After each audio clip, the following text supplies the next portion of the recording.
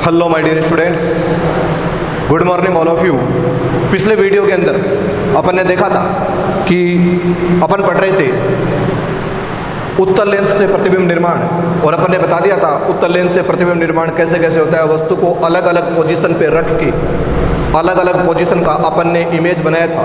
आज अपन पढ़ते अवतल लेंस, बोले तो कॉनकेव लेंस से इमेज फॉर्मेशन कैसे होता है, अर्थात अवतल लेंस से प्रतिबिंब निर्माण कैसे होता है। तो प्यारे बच्चों, उससे पहले आपको पढ़ने होंगे सिंपल रूल।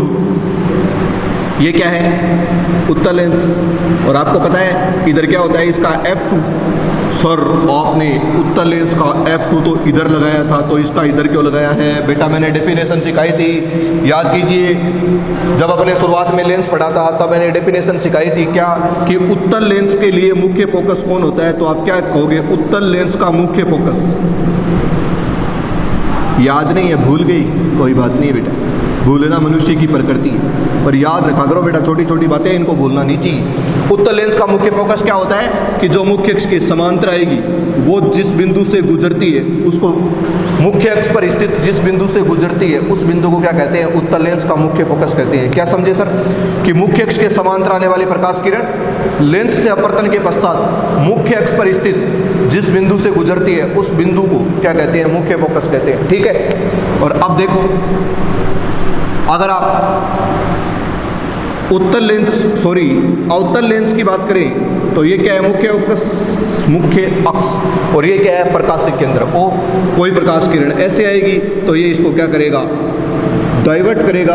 तो ये प्रकाश किरण कुछ इस प्रकार से जाती हुई नजर आएगी, तो इसको क्या लिखेंगे अपन? F2। तो बेटा उसका F2 आगे होता है, इसका F2 पीछे होता है। आगे इसकी डेफिनेशन क्या लिखे थे अपन? अरे बोलो आगे क्या समझ में क्या लिखे थे? इसकी डेफिनेशन अपन ने क्या, कि मुख्य अक्ष के समांतर आने वाली प्रकाश किरण लेंस से अपवर्तन के पश्चात जिस बिंदु से गुजरती हुई प्रतीत होती है उस बिंदु को क्या कहते हैं? लेंस का द्वितीय फोकस कहते हैं। ठीक है सर। कौन से लेंस के लिए? अवतल लेंस के लिए। इसका मतलब समझ गए क्या, कि उत्तल लेंस का द्वितीय फोकस आगे होता है और अवतल लेंस का द्वितीय फोकस पीछे होता है। ठीक है बेटा, इसको इरेज कर देता हूं। अब देखो, सुनो। पहली कंडीशन, जब वस्तु कहां पर हो? अनंत पर, तो प्रकाश किरण ऐसे आएगी। ठीक है सर। ये भी प्रकाश किरण ऐसे आएगी। अनंत से प्रकाश किरण हमेशा पैरेलल आती है। ये कुछ इस प्रकार जाएगी तो अपन को जाती हुई कहां से नजर आएगी? यहां से। ये कुछ इस प्रकार जाएगी और अपन को जाती हुई कहां से नजर आएगी? यहां से। तो प्रतिबिंब कहां पर बनेगा? F2 पर। तो क्या लिखोगे? बस दो ही पोजीशन है इसकी बेटा। प्रतिबिंब की स्थिति कहां पर सर? F2 पर। बोले तो मुख्य फोकस पर। प्रतिबिंब कैसा है? तो आप क्या कहोगे? आभासी है, सीधा है और वस्तु से बहुत छोटा है। ठीक है ना सर? वस्तु से बहुत छोटा। कई बार इसको बिंदुवत भी बोल देते हैं, वस्तु से बहुत छोटा है। प्रतिबिंब कैसा है? आभासी। बोले तो क्या है? वर्चुअल है। सीधा बोले तो क्या है? अपराइट है। आभासी है, इसका मतलब m जो होगा उसका जो साइन होगा वो तो क्या आएगा? पॉजिटिव। अब वैल्यू और चेंज करते हैं सर। बोले तो मोड ऑफ m का मान 1 से बहुत कम आएगा बेटा। 1 से बहुत कम आएगा। समझ गए क्या सर? क्योंकि ये प्रतिबिंब बहुत ही छोटा बनेगा। चलो नंबर 2 पोजीशन पर आते हैं कि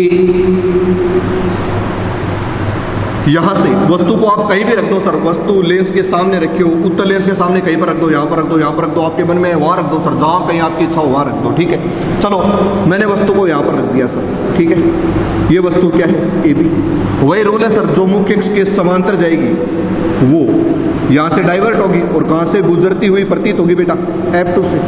और दूसरी प्रकाश किरण को कहां से भेज दूं? O से। तो जो O से जाएगी वो बिना विक्षेपित तो सीधी निकल जाएगी, तो यहां पर बन जाएगा प्रतिबिंब। तो बताओ प्रतिबिंब कहां पर बना है? तो आप कहोगे O व F2 के मध्य। ठीक है सर। O व F2 के मध्य। कैसा बना है? बताओ कैसा बना है? देखो प्रतिबिंब आभासी है या वास्तविक है? तो आप कहोगे सर आभासी है। आभासी है। आभासी है तो निश्चित रूप से क्या होगा? सीधा। और वस्तु से क्या है सर? छोटा। तो यहां पर लिख दूं वस्तु से क्या होगा? बहुत छोटा। लिखा है ना? और यहां पर क्या लिख दूं? वस्तु से छोटा। मैं आपसे m का साइन पूछूं तो m का साइन क्या बताओगे? तो m का साइन तो पॉजिटिव आएगा।